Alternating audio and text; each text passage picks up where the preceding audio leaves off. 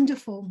So this year's theme, Rajnarind is about the sustainability goals and how our Sikhi values fit into that. And so first of all, let me just ask, with your work, with your, your professional work and your personal work as well, how are these 17 sustainable goals important for you?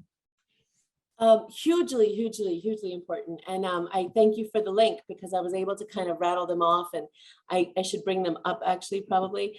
But off the top of my head, the ones that really stood out were the sustainability around food, hunger, poverty, the climate, and everything that we're doing within the gurdwaras itself, and then us as individuals as well. So I'm gonna bring it up, and I should have probably brought it up before. But to speak to, I guess, some of that would be, and now I can't find you. Okay, so to speak to that would be, obviously in the gurdwaras, we've moved, and I think I mentioned this before, we moved from styrofoam plates to steel plates, which is huge, a huge impact on the climate, on the kind of landfills that we're decreasing, that kind of waste, which is huge. And also just gives that sense of community back in India, where they kind of all are sare pande tore, or they're kind of eating out of the leaves, which gives that really nice sense. So I think for us in the gurdwaras here locally within New Jersey, I think the majority of them have shifted over and made that change. And that includes steel glasses as well, so that's nice. And then I would say even during, even before COVID, but more so during COVID, the whole serving of langar to those that are, financially insecure or food insecure. So providing that seva back to individuals of packed hot meals, it is something that is critical that we tend to forget. I'm on a couple of nonprofits, and one of them it's called the New Jersey Hunger Project, where we literally booked a Saturday in a high school. We had 5 shifts of 1 hour each of 200 volunteers. So over 1,000 volunteers assembling 100,000 meals, which were dry meals. So they were literally just like dal, chol, and some herbs. Or I think we did pasta with some herbs as well. And that kind of, again, its shelf life is longer.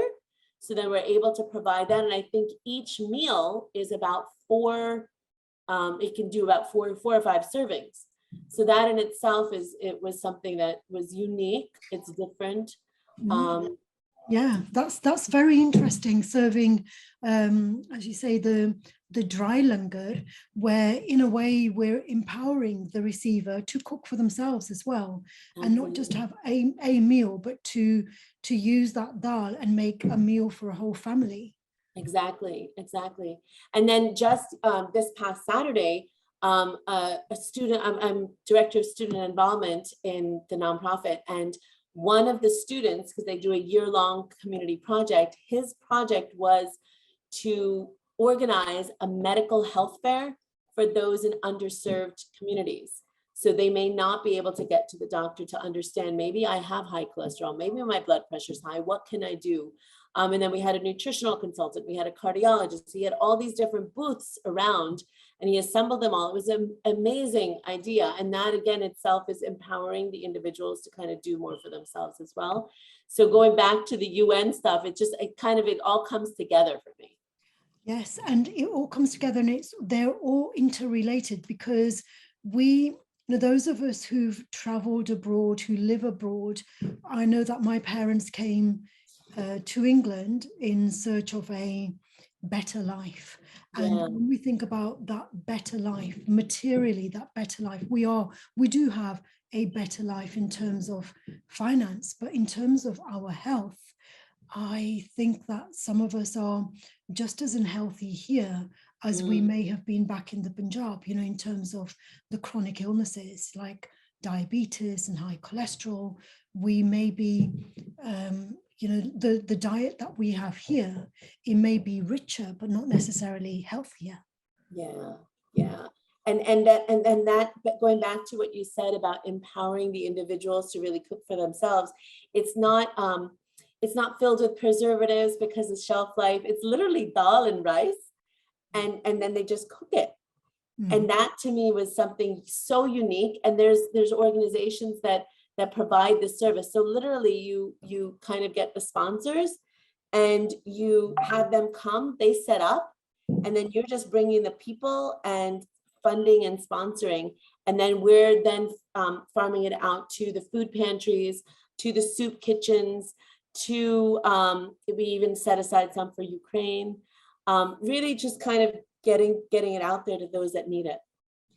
And also the fact that when we provide langar, it's vegetarian food, and if people learn how to cook dal, for example, and to know that it can go a long way compared with going to McDonald's and buying one meal, for that price of that one meal, cooking some dal could last for a couple of days rather than like just one meal, right? And so Absolutely. it's related, isn't it? Yeah, and it's funny that you say that, because my oldest is about to go off to college, and he's just like, Mom, just teach me how to make dal and I'll be good. Yeah, yes. And so I know in my own work, I tend to focus on the inequalities. I tend to focus on social justice. And for me, these are naturally aligned with Sikhi. You know, we're advocates of like always thinking about the underdog, you know, and how do we support the underdog to be able to meet their needs. But what about these other goals like clean water, sanitation? We talked about water before. We talked about the fact that we buy bottled water so often, and that creates the pollution in terms of all the plastic bottles that are used. But also, why is it that, especially in the developed countries, why is it that we don't have access to clean water in our taps? You know, you call them faucets. Why is that? Why is it that we have to rely on bottled water? Why is water not freely available to every household? That in itself can create inequalities, because not everyone can afford to buy bottled water. Absolutely. Again, I feel like I'm in a position right now that my world has broadened and expanded so much, because now I'm teaching in the university, so I'm at the forefront of seeing some of these projects come to life. And there was a project at one of the universities that I'm at where a group of them had gone to, I want to say it was a town in a village in Africa, where they literally set up the pumps to have clean water to provide to them, because they literally didn't have anything. And then my students from abroad always comment how the Americans really capitalize and use these water bottles, whereas in Europe, it's not so much. And the first thing that strikes them is when they come off the plane, they just see so many bottles, and how we don't even think twice. It's like, okay, let's just get the bottled waters. Now I feel like it's changing a little bit with more organizations kind of wanting to give, that return gift, and they give the flask of the reusable water. So that's kind of coming in now. I'm not sure if it's going to take off, but there is some conscious effort. Some organizations, some individuals are making those efforts, similar to the inequalities around even gender equality, right? There's so much there that can still be done, but the small strides are what's going to make that difference going forward. And, but this whole thing about the clean water not being readily available, is it not a human right in the same way that we have access to air? Is water not a human right? And I heard somebody saying that we have to, what this person was saying is that usually when we talk about clean water, people think, well, how can we solve that problem? It's like, well, there's not enough fresh water available, so let's convert the salt water, the seawater, let's kind of convert that to drinking water. He says, but that's not the way to go, because ecologically that will probably have more adverse impact compared with the beneficial impact, but we have to look at the causes. Why is there not enough clean water for everyone? Well, a lot of the clean water is being used for agriculture to feed cattle, like the Fields. grains, yes, and avocados, and you name it. It's like for human consumption, it's like avocados are being exported all over the world, and they use up a lot of water.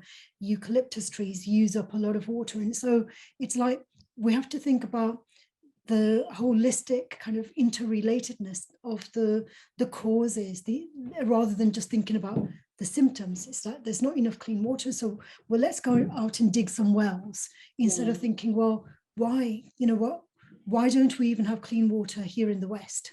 We say, oh, in Africa they don't have access to clean water. Well, a lot of people don't have access to clean water in the West either. Yeah, no, that's true. Even in the Midwest, right? You're right. I'm not as close to the water, I guess the water situation as much, even the life underwater, right? There's that whole kind of study, and that was one of the UN goals as well, life below water. So there is some aspects, and I feel like, if everyone was to kind of focus on one or two things, and the universities, I'll say this, that we had some UN representatives go, they came back with all 17 we can't do, so they kind of targeted, and they focused on a few that maybe we can implement some changes going forward within our institution. And then obviously maybe that will filter into the people's lives, and then it's like a domino trigger effect. Yes, and 17 seems like a lot. When we set ourselves goals, it's like 17. If on New Year's Day we set ourselves 17 goals for that year, it would seem overwhelming. And then I think Sikhi teaches us about the oneness. And so when we think about oneness and the interconnectedness of everything, we can reduce all of these 17 to maybe 3, because some of these are physical goals, like, but hunger, it's to do with food, so those are the physical things, and some of them are to do with relationships, like social justice, inequalities. It's all like a relational thing. And some of them are the spiritual goals, like peace, for example. Well, how that's a very, very spiritual thing, isn't it? When we think about all the conflicts that are going on right now in the world, we can't kind of think about how to restore peace unless we think at the spirit level, because otherwise we're just putting bandages on, putting band-aids on a wound that will not heal with a band-aid. And so actually these 17 can be clustered into 3, couldn't they? I think they can, yeah. I'm looking at them, and I'm seeing definitely similarities, because there's the poverty, the hunger, the clean water, as we spoke about. Even infrastructure would go into that, and then you have the inequalities. I see, honestly, I see 2, and then you have the overarching, the 3rd, which you had mentioned, which is kind of the well-being of everybody and everything. So I do see that, and if you do look at it that way, it's more manageable. And then you can really target the actions to achieving those goals in a year, in 2 years, in 5 years, to kind of make them. It's doable, absolutely.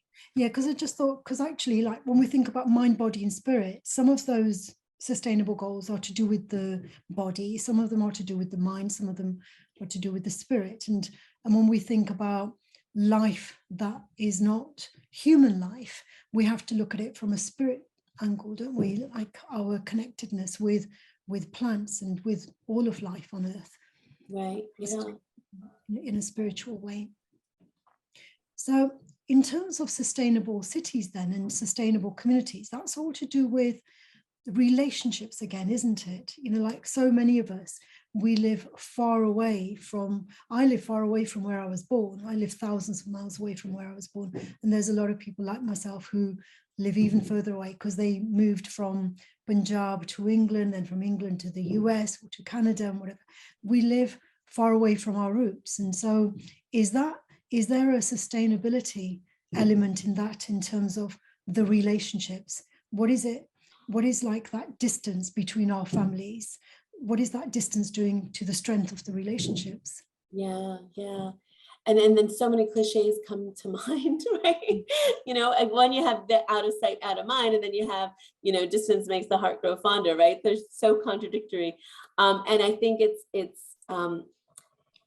if you make the effort, and this is what Guru Sahib always says, right? Je uddam kar lo, right? If you do just even a little bit, I'll take thousands of steps towards you to do that much more. So in my mind, if the effort is done to sustain certain relationships, to sustain the culture, to understand the religion, to kind of bring the world together, then that guidance or those that help is provided to you in 1,000-fold, right? Whether it's through other individuals coming, the world has gotten smaller with social media as well.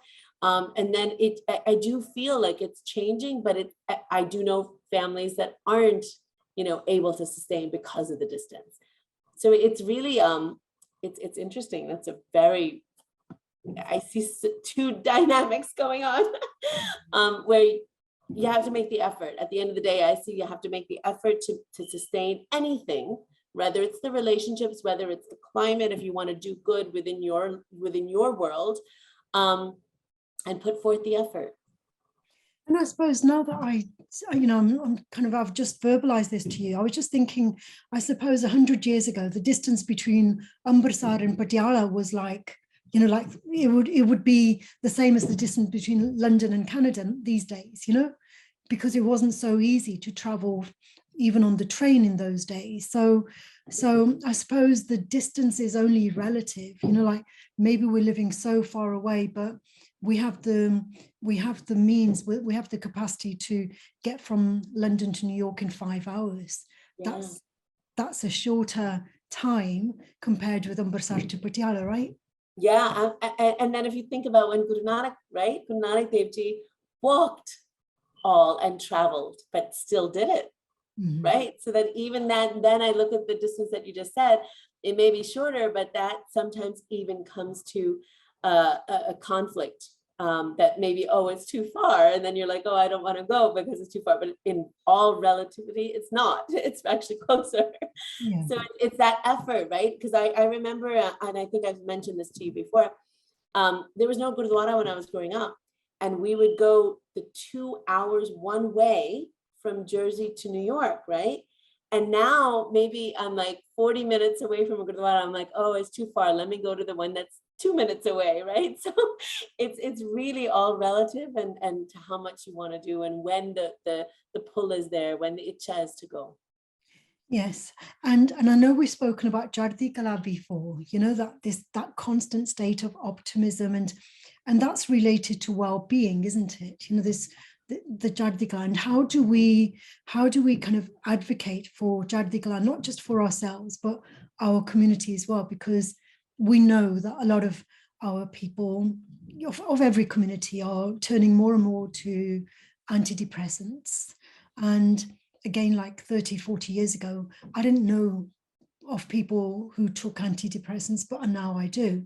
So how is it that this Jardi Kala can be, because materially we have, you know, sab kuch ditta, you know, that in it. So we might have everything materially, but why is it that that material wealth is not translating to the emotional resourcefulness? Yeah. And again, I look at the Sangat and I look at where people surround themselves, right? And there is that huge effect on if you're in a Sangat that brings you down, right? So another cliche, right? If people are you know, bringing you down, get them out of your life, kind of stuff like that. So I always look and say to people, look at your Sangat and see who's there with you, bringing you up, giving you that positive energy, right? And if you're able to gain that positive energy from another, then like really just surround yourself with those individuals, because that Jardi Kala spirit is infectious, right? And you're going to get that energy. But if you're constantly around negativity or negative people, that will bring you down and have that effect. Also, then it's always spinning the story in a sense. When you see something, you want to think the silver lining, you want to see the positive aspect of it. You want to always see the good in others and not the negative. So then it's a really conscious effort to not do the ninda, right? Jaake gurdware te jao, kirtan suno. You know, maybe you talk to a few people, but then don't come back and say, oh, well, they said this, and, you know, it then becomes negative, right? Make it positive. And that's a conscious effort for each individual at their level to kind of exude that. And then that'll become infectious. That'll become the character, the personality that we're all striving to do, or to become, I guess, in a sense. Yes, and I suppose with that, I know that over the last 20 years in a lot of personal development courses, that's the advice that's often given: surround yourself with positive people. And then I saw that to be at odds with this concept of oneness, because with that concept of oneness, everyone is a part of who we are. We all have our shadow selves, don't we? You know, so there's the, you know, the lotus flower, for example, it blooms, but it has its roots in the Maya, doesn't it? Yes, You know, so it doesn't, the lotus flower won't blossom if you take it out of the Maya. That it's again. Yeah, go ahead. Sorry, and not only that, the lotus flower is in this pond of scum, right? It's not in a beautiful, elegant blue water, right? I mean, it's in a pond, right? So to your point, absolutely. But the way that I look at that is, if you internally have that strength and that Chardikala spirit, or you're able to tap into your own reserves, you will bloom, you will exude, you will be that energy, that lotus flower in this world of Maya. But it takes that, again, that effort, that conscious effort to we're not shunning anyone. You're not shunning people who aren't bringing you up. You're just not submerging yourself into those, or spending that much time in those relationships or those negative conversations with those people. Twist the conversation to be a little bit more positive and talk about, you know, Gurbani, do kirtan, you know, go for a run, do something that'll bring them up and bring you up. Mm-hmm. Yeah, and it's very much to do with the energy, isn't it? You know, so it's like when we're exuding that positive energy, there is no room for darkness in our space, because it's all full of that energy. But when there are gaps caused by doubts and confusion and all of this, then the energy of darkness comes in. Yeah. Mm-hmm. Yes, absolutely. You hit the nail on the head. That's exactly. So it's always keeping your mind, body, spirit in the uplift, in the positive kind of thoughts, and then that darkness doesn't seep in. And then, you know, congratulations, first of all, in your new role, because I believe it's a new role compared with when we spoke before, right? I'm doing both actually still now. Okay.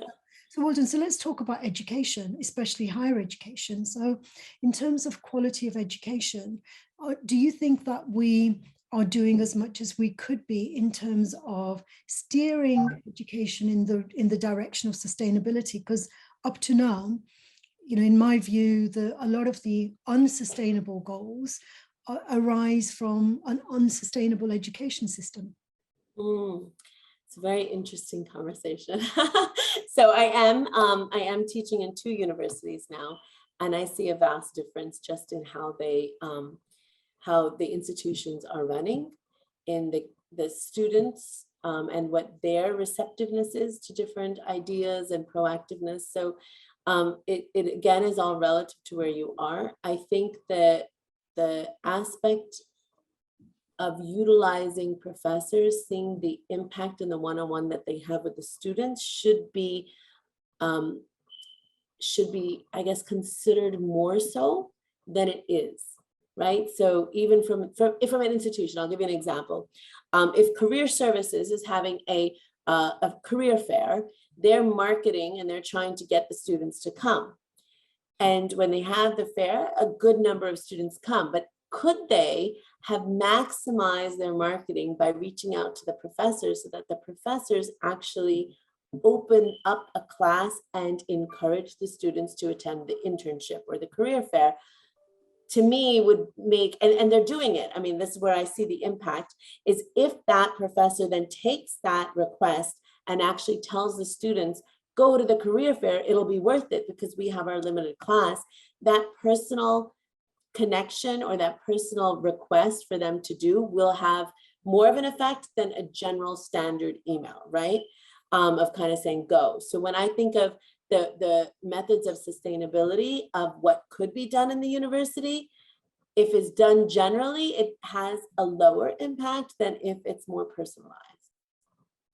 And I suppose, with entrepreneurship, it's about teaching the students to think in a particular way, that they're not going to be completing those courses simply because they want to find a job in an organization. But then you could argue that an entrepreneur doesn't typically go to a university. An entrepreneur simply sets up their business because they find themselves to be too restrained. We think about people like Bill Gates, and we think about Steve Jobs, we think about Richard Branson, we think about all of these entrepreneurs who they've cut their own path, and they've created their own businesses, which didn't start kind of like super large monopolies almost. They started small in their own garages. Right. So how does higher education fit in with that, with this empowering people to think for themselves and to create businesses that are sustainable? So you're right. I think there are definitely exceptions of entrepreneur, although now entrepreneurship is a degree that you can receive.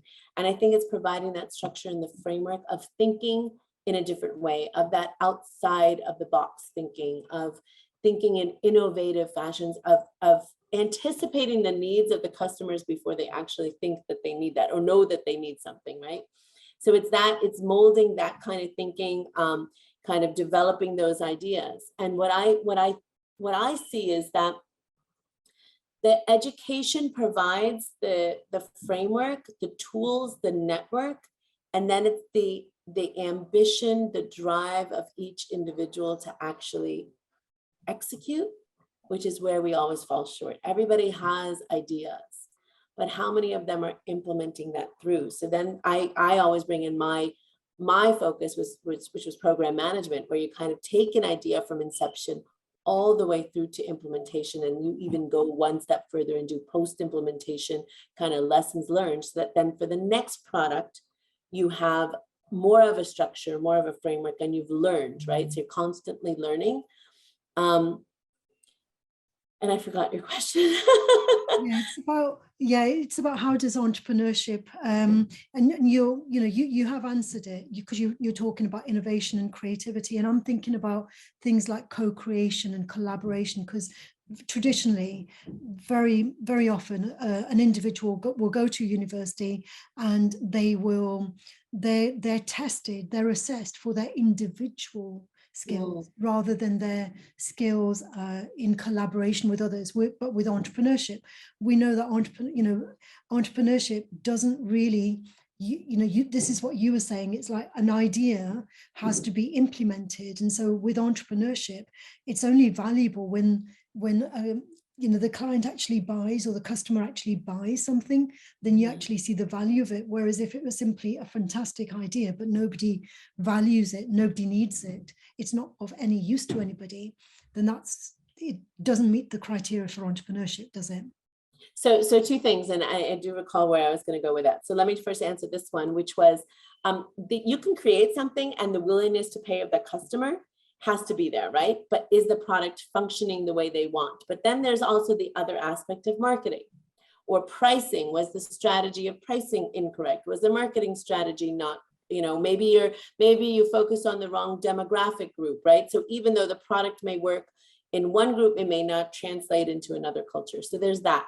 Then the other thing that I wanted to say was from when I was in school to now being on the other side and teaching, the dynamics and the pedagogy has changed, right?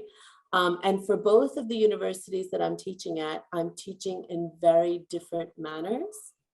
One is more personal and more on their own strategy and their own journey.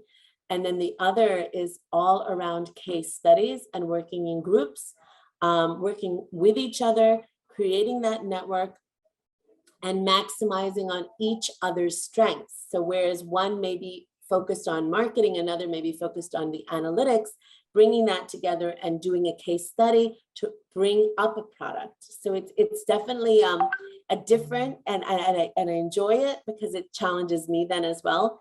And I see the collaboration coming alive, whereas a lot of ideas are coming in, and so many things can happen from an entrepreneurship perspective, or just changing and making a inefficient process more efficient. And it's at the point of assessment, you know, when we evaluate the quality of education, it's the gatekeepers, the decision makers. How do we evaluate that quality of education? The reason I ask this is that a lot of the assessment criteria can be very, you know, not valid enough, not reliable enough, not fair enough, because they've been designed in a way that they are based on creating or, you know, repeating like what was maybe relevant 10 years ago, but it's no longer relevant.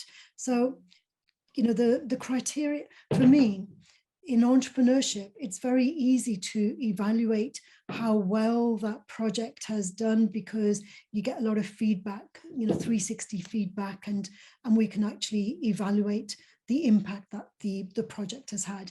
But when we're thinking about things like marketing, so, you know, yes, of course, we can have criteria for how good how well they've developed their skills in marketing, but how do we know how ethical, you know, like what a lot of the marketing is encouraging people to buy things that they don't really need. How ethical is that? Haven't we got to the position that we're in with this unsustainability? Because so many of us are overbuying, you know, we're buying 20 t-shirts when actually we only need 3, you know? And marketing makes us do that in a way, and encourages us to do that, you know, to buy cosmetics that we don't need, and to buy accessories that we don't need. And so there's, you know, so on one hand you can say, well, they are highly skilled in marketing, but where's the ethics? So, but the ethics is not looked at because that's a different subject. It's very interesting. So psychologically, yes, marketing, there is that aspect to it. There is, and in every course that I've taught, I've always talked about ethics. And I always bring it back to the individual and their own values and their own principles and their own kind of sense of self. So going back to the sustainability goals, it's that spiritual aspect. So if someone has a value to, let's say, I don't know, I'll just do it because of Sikhi. So if we're not drinking or we're not smoking, to think twice about maybe applying to that tobacco company, or to apply for a position at that, you know, liquor store or the company, just because, right? If your value is not that, then you yourself may not want to put yourself in that position to sell something that you're not even partaking of. Or it could work the other way, right? You could start, and this is a very conscious effort to stay away. Remember when we said to stay away from those individuals, it's also staying away from those aspects of or actions that are against what you believe in, right? So you could potentially work for a tobacco company, get pulled in by the marketing, and then go start smoking, right? So there is that aspect. So ethically, I always say, everyone, check yourself against your own values, against your own mission, your own vision of where you expect to be. And then I think within higher education, the ethics is taught and is being taught, but there is this sense of subjectivity, or there is this subjectivity across the board with any institution, with all and each different professor who's teaching, because we all have our own take and our own experience coming into it. So whereas I may teach corporate social responsibility from an aspect differently than my colleague, right? So, but it should be there. And I think that we, at least from where I am, is definitely a part of the curriculum, that we're making people think about it. When I make my students present, I'm always asking them to talk about the ethical aspect or the corporate social responsibility aspect. Yeah, because when we think about sustainable cities, it's like, how many of us in, you know, with Sikkim, what is the impact that we're making on kind of ensuring that our cities are sustainable, because at the moment on an individual level we may be doing really well as professionals, but how many of us are in leadership positions where we're actually decision makers? So that's the next level, isn't it? It's like when we've met our own physical material needs on an individual level, how is it that we're meeting the needs of our communities and making an impact at the city level? Yeah, and I think that goes back to, if we're looking at the larger corporations, they have this aspect of CSR, right? Of having to give back to the community to make it a better place, because obviously their home is there too, right? So that appealing to those aspects of the larger organizations, if you're in those positions, or of those executive decisions, making those decisions of giving back to the community or doing something for the community, that is how it's going to spread. And we have a number of individuals who are at that level in executive organizations that are doing amazing sustainability kind of efforts around, whether it's cleaning up the beaches, making sure that the dangerous elements of society aren't brought into that community. There's so many different things that I feel they are doing. But again, looking at all 17, you focus on one or the other. You focus on the club, the group. Maybe one is focusing on the hunger aspect. Another is looking at the life on the beach, if they're closer to the beach. I know, again, the institutions that I'm with, we're constantly doing beach cleanups because we're right near the beach. So it's every organization wants to do and give back to that, because that's what we found beauty in. Mm-hmm. Yeah. And again, thinking about the interrelatedness of it all, because when we're thinking about the clutter, the wastage that is just left out, that's related to education as well, isn't it? Because I know that in a lot of schools, they teach citizenship. And so we're taught to pick up litter if we see it, like you don't just walk over it. But then you go to some places in the world and the streets are littered because they haven't put litter bins out there. So again, it goes to a higher level, doesn't it? That people may not be encouraged to live in a disciplined way, like they're not kind of like cutting down trees unnecessarily and whatever, because the decision making at the high level is not conducive to sustainability. And I've never been, but maybe you have been. Singapore, I heard, right, is very clean. Very clean, and the culture that they kind of embody or imbue from top down, right? So a friend of mine just came back from Singapore, and they told me this story, and I was shocked by it. So a little girl was eating ice cream, and the ice on an ice cream cone, and the ice cream bit fell off onto the sidewalk. She picked it up. She was a little girl. She picked it up and threw it away. Whereas I'm thinking, first, why is she not crying? And then two, it's ice cream. It's going to melt. The rain will like take it away. But I'm an American. And then you look at her and where she's coming from. No, we don't litter at all. So she picked it up, threw it away, and didn't make a fuss about it at all, and kind of went along her way. And I was amazed. I was just like, wow, that just would not happen in America. Yeah, that's very interesting, because I heard another story about how I don't know if this is still the case, but it was in one of the films that I saw. The film was set, I think it was set in the 80s, and the chewing gum had been banned. So I don't know if it's still true, but at that point, chewing gum was banned. And so that was like to reduce litter in the streets, Yeah, I believe they don't sell gum in Singapore. If you are eating it, you have to dispose of it correctly. You cannot just, like, again, here in the States, there's gum everywhere, right? So yes. Yeah. So again, like, yeah, education and citizenship, it's like knowing how to, because I still see, when I'm driving along, I still see people throwing litter out of their cars. oh, wow.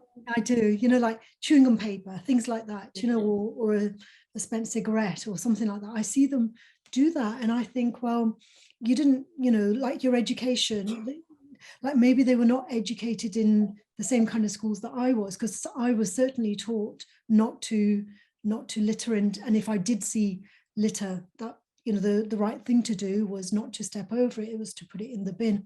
Yeah. But let's look at some of these other ones, partnerships, for example. So how important is it to create partnerships with other communities, other interest groups, so that we can be more influential and have a greater impact? Yeah, so I of course think that that's essential. One person can do so much, but if you gather the community with another community, with yet another community, we saw this with the New Jersey Hunger Project. It wasn't just a one community. What the mission was to just bring people of all different communities standing side by side to fight food insecurity. And that is exactly what we accomplished, even though we did it in one town, which is diverse, but could be more diverse. And then you're bringing people from other areas and other communities, and we all stood next to each other. And that was one of the messages. It was literally a community effort to bring everyone together. And then the impact that we had, over 100,000 meals just in 5 hours. So that speaks to me, the partnerships, the essential need for creating those partnerships, because obviously we can do more if we have more people behind it, more effort put forth, more people speaking the same language, in the sense of, okay, ethically, this is not the right thing to do. And then somebody saying it to their community, you have more of an effort, right? If that's not there, then it's just one person doing. Mm. And also through organizing these conferences, I find that I feel my life is enhanced through these conversations, because through the conversations, bridges are being built, and I'm kind of becoming a lot more aware of what's going on in different countries. I know in the first conversation I had with you, I mentioned the fact that I couldn't find a lot of Sikhs who were specializing in creativity. They seem to be more focused in jobs that earn a lot of money, like engineering and law, and being doctors, medical doctors, for example, rather than being creatives. And over the last couple of years, I've realized that also is to do with, we can link that quality of education, we can link it to the sustainability goals, because if our kind of mindset is more focused on productivity rather than prosperity rather than productivity, and the difference is that prosperity for me encompasses well-being. It's not just simply about material gain, it's also about quality of lifestyle. Prosperity is about quality of lifestyle rather than productivity. Maybe that might be better for the GDPR, because a lot of what we do artistically, it's not for a tangible financial gain. Yeah, it's for that peace and that happiness that one gets from it. Absolutely. Yeah. So, over the last couple of years, I have found more and more Sikhs who are creative, but they tend to be second or third generation, I find. But I think that's just probably the way, right? So when you come from India and you're coming to the States, let's say, you have to do so much to get to where you need to get to. Then you get a little bit more freedom. Then your children can explore other areas. And I think that's natural. And now, I mean, to that point, I definitely see more artists than when I was growing up, right? It definitely has changed. And then we think about places like China, for example. It is really highly industrialized, and they feel, well, we have a right to focus on our own industrialization, because they want to be at the same level, have the same kind of level playing field compared with those countries who have spent the last 100 years becoming industrialized. And so there is that kind of balance there, that even India and China, two countries that are competing with those countries who are already developed. And so sometimes that competition in productivity comes at the expense of the culture and the art, doesn't it? And I think the focus, right? So, and I just taught this actually in class, we outsource a lot of our manufacturing, right, to China. Their focus is not maybe the arts. their focus is manufacturing. So then you go to the mission and the vision of that country, and you're kind of like, where do they want to see? Whereas maybe another country is more focused on the arts. And then there, you know what I'm saying? Like it also, it just goes from the, again, from top down, the culture of that area where we're looking at. So there may become, like within their pockets, there are exceptions everywhere. I'm sure that there are artists in China. It's not to say they're not, but their focus is not that from a country level perspective. Yeah, I mean, when we think about the period of the Renaissance, that happened, the Renaissance happened when there was a certain level of security in terms of material. You know, people were willing to commission the artist to produce these works. So there has to be, you know, that kind of platform needs to be solid in a way for the art to emerge out of that security. Yeah. That sense of comfort, that sense of like well-being, in the sense that I'm in a good place now, you know, like now let's do something different, or let's see something different. Yeah. Okay, wonderful. Well, Rajnarind, I've really enjoyed that conversation with you. Thank you very much. And I will talk again with you very soon. Okay, all righty. All well. All right. Sat Sri Akal ji. Sat Sri Akal.